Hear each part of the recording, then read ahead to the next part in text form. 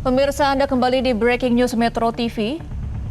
Saat ini adalah situasi terkini di ruang forensik Rumah Sakit Bayangkara di Lampung, di mana 3 anggota polisi yang gugur dalam aksinya di penggerbekan lokasi perjudian sabung ayam di Kampung Karangmanik, Kecamatan Negara Batin, Waikanan.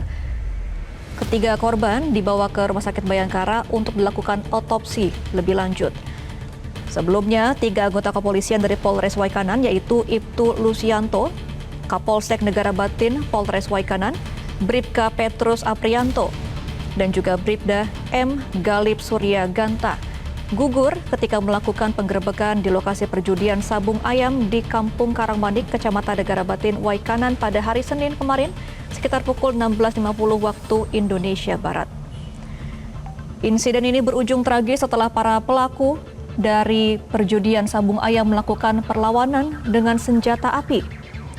Keterangan dari Kabid Humas Polda Lampung, Kombes Yuni Iswandari Yuyun, mengatakan operasi penggerbekan ini melibatkan 17 personel kepolisian dari Polres Waikanan. Penggerbekan dipimpin oleh Ibda Enggan dengan dukungan anggota Satuan Samapta serta anggota Polsek Negara Batin.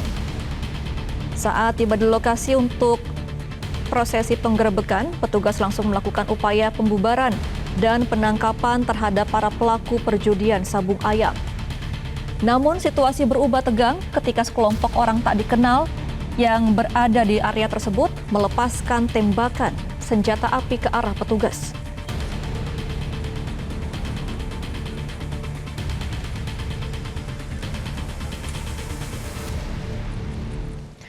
Pemirsa, lalu mengapa peristiwa ini bisa terjadi? Karena gugurnya 3 polisi saat melakukan penggerbekan terbilang sadis. Kita akan membahasnya bersama dengan Guru Besar Kriminologi FISIP UI, Adrianus Meliala. Selamat pagi, Prof. Adrianus. Selamat pagi, Mbak Mega.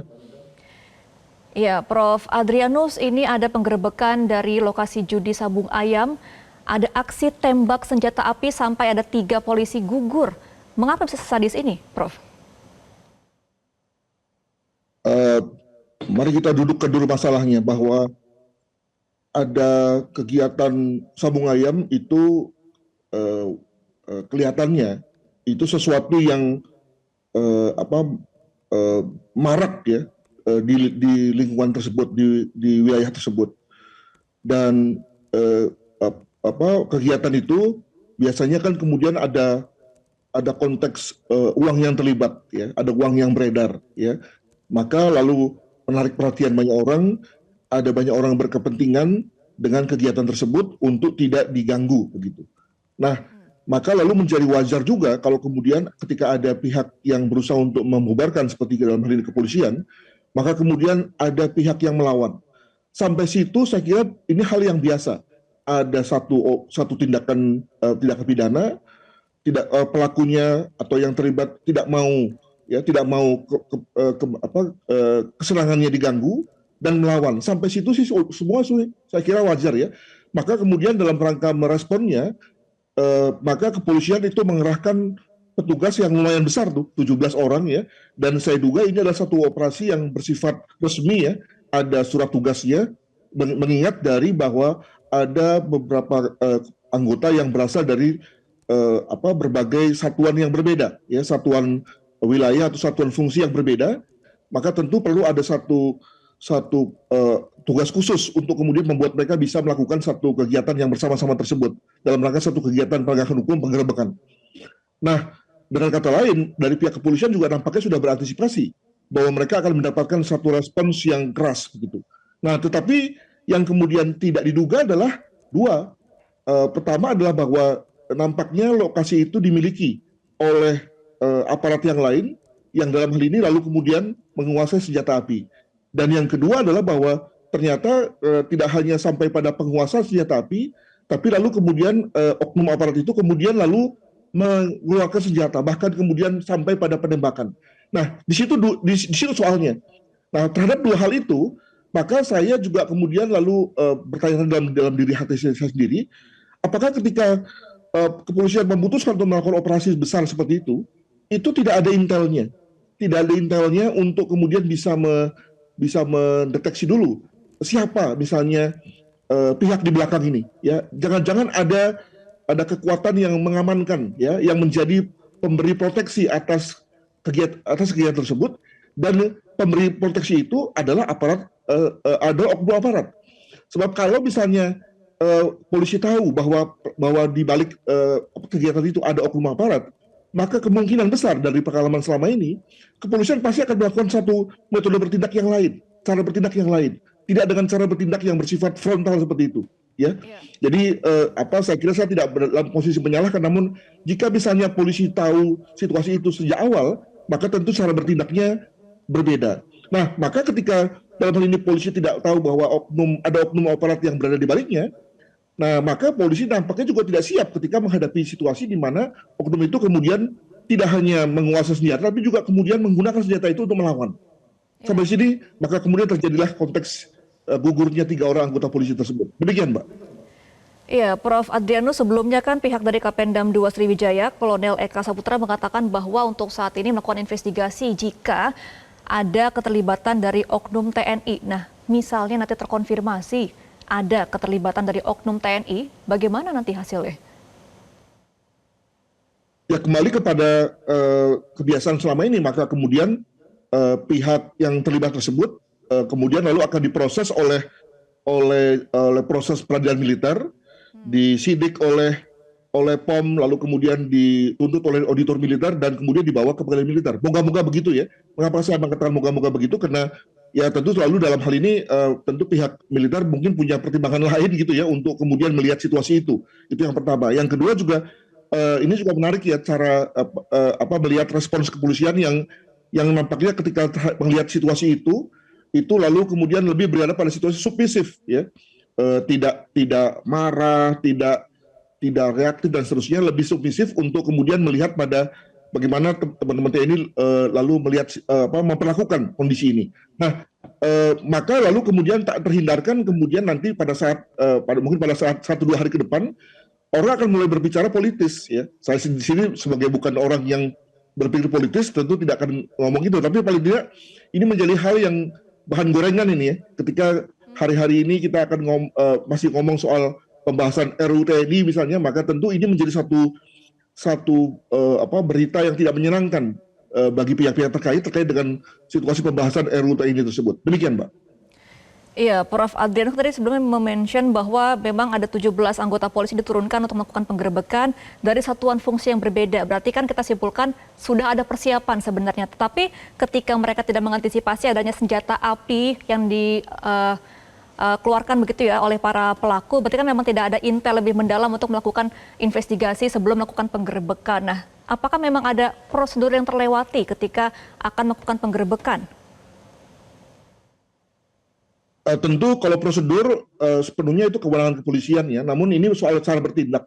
Jadi bayangkan misalnya ketika ada gangguan di masyarakat, maka tersedia berbagai macam cara bagi kepolisian, misalnya dengan cara memakai pendekatan BIMAS dulu, pendekatan Intel dulu, atau bisa juga langsung reserse turun dengan penegakan hukumnya, bahkan mungkin juga dengan BRIMOB, bisa saja ya. Semuanya lalu ujung-ujungnya kemudian masalah tersebut akan selesai. Namun tentu lalu ada implikasinya ketika misalnya bicara mengenai penegakan hukum, maka tentu akan ada proses hukum.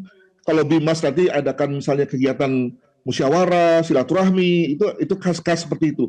Nah, sekarang kita bicara mengenai mengapa ya kok kemudian polisi lalu langsung memakai pendekatan operasi yang bersifat dakum itu gitu ya. Mungkin jangan-jangan memang selama ini sudah pernah diadakan semacam peringatan, sudah didatangi, sudah diadakan sambang, tapi kemudian kegiatan sambung ayam itu terus berlangsung misalnya. Tapi yang mungkin luput adalah soal siapa di balik itu, ya, siapa pihak-pihak yang menjadi pengamannya. Nah, ini kelihatannya tidak menjadi masuk dalam pertimbangan kepolisian. Mungkin juga nggak tahu juga gitu ya. Nah, di sini mungkin titik fatalnya. Kita bicara dalam konteks Indonesia ya sebetulnya, karena kalau kita bicara mengenai konteks di mana sebetulnya semua pihak akan tunduk pada hukum, maka ya tentu Polri tidak perlu tahu soal siapa di balik ini. Namun karena di Indonesia hal-hal itu menjadi penting dalam rangka menentukan cara bertindak, maka mestinya ketika diketahui bahwa di balik ini ada oknum aparat, maka tentu lalu mungkin ada cara bertindak lain yang lebih persuasif ya, dan mungkin tidak akan jatuh korban seperti ini. Mungkin begitu. Iya, Prof. Adrianus kan memang untuk sabung ayam ini kan di Sumatera memang cukup marak ya, karena kan dari sebelum terakhir kita lihat ada di Musirawas, kemudian sebelumnya juga ada di Lahat, dan juga di kawasan Lubuk Linggau begitu ya. Apakah memang pihak kepolisian juga menduga bahwa ya ini masih satu jaringan, jadi tidak ada antisipasi lebih ketika melakukan penggerbekan ini? Mungkin sekali ya, apalagi ketika bicara mengenai sesuatu yang memang marak terjadi dan kemungkinan juga sudah ada satu perintah dari Poldanya begitu ya untuk kemudian lalu melakukan satu tindakan tegas pada semua ya. Jadi memang dalam hal ini tidak lagi dipakai pendekatan intelnya turun dulu gitu ya untuk kemudian lalu diikuti dengan cara bertindak yang lain, semua dipakai pendekatan yang sama dengan memakai pendekatan gerbek seperti ini gitu ya. Nah, kemungkinan pada yang lain-lain itu tidak ada yang melindungi. Demikian juga kalaupun ada yang melindungi tidak berani menggunakan sampai sefrontal sebagai sekarang ini gitu ya. Nah, Iya. namun pada kasus ini bukan hanya ada yang melindungi, tapi juga kemudian yang melindungi ini berani menggunakan, bahkan langsung kemudian melakukan tembakan yang fatal kepada petugas. Memang bahwa yang bersangkutan sebagai pelaku tentu akan mendapatkan ganjaran hukumnya, ya moga-moga begitu ya. Tetapi jangan lupa bahwa sudah ada korban jatuh dan korban yang jatuh dalam satu operasi itu kan sebetulnya bermakna menjadi simbolik yang dalam ya. Ada polisi gugur dalam tugas ketika dia sedang beroperasi, itu menurut saya mengindikasikan gugurnya hukum ya. Kalau polisi itu kan living law ya, atau hukum yang hidup gitu ya. Nah, ketika dia sedang bertugas, sedang operasi yang resmi, tapi kemudian gugur, dan bukan hanya satu, tapi beberapa, itu menurut saya satu tantangan besar dalam rangka penegakan hukum Indonesia, dalam rangka supremasi hukum Indonesia. Jadi moga-moga kita semua lalu kemudian pihak-pihak yang terlibat dapat menyelesaikan kasus ini seadil-adilnya ya. Berkenan untuk jangan ada yang ditutup-tutupi, jangan memakai pendekatan ego organisasi gitu ya. Tetapi kembalikanlah pada bahwa mestinya semua pihak yang terlibat itu kemudian mendapatkan ganjaran yang setimpal. Demikian. Iya, Prof, singkat saja lalu bagaimana dengan polisi harus menyikapi kasus ini ke depannya? Ya saya kira tentu kalau kita bicara mengenai suatu tindak pidana ya polisi harus melakukan satu upaya-upaya yang tadi saya katakan dengan berbagai macam cara bertindak. Itu yang pertama. Yang kedua, kembali bahwa nampaknya memang terhadap tindak pidana yang ada backingnya gitu ya, dan backingnya ini kemudian diduga bersenjata, ya terpaksa harus ada satu proses intel yang luar biasa nih agar kemudian tidak kemudian merugikan kepolisian sendiri. Mungkin begitu, Mbak. Oke, baik. Terima kasih atas informasi dan juga insight-nya, Profesor Adrianus Melala, selaku dari Guru Besar Kriminolog FISIP UI, sudah bergabung bersama kami dalam Breaking News Metro TV. Selamat kembali bertugas. Dan pemirsa, Breaking News Metro TV akan kembali setelah jeda. Tetaplah bersama kami. Jelajahi cara baru mendapatkan informasi. Download Metro TV Extend sekarang.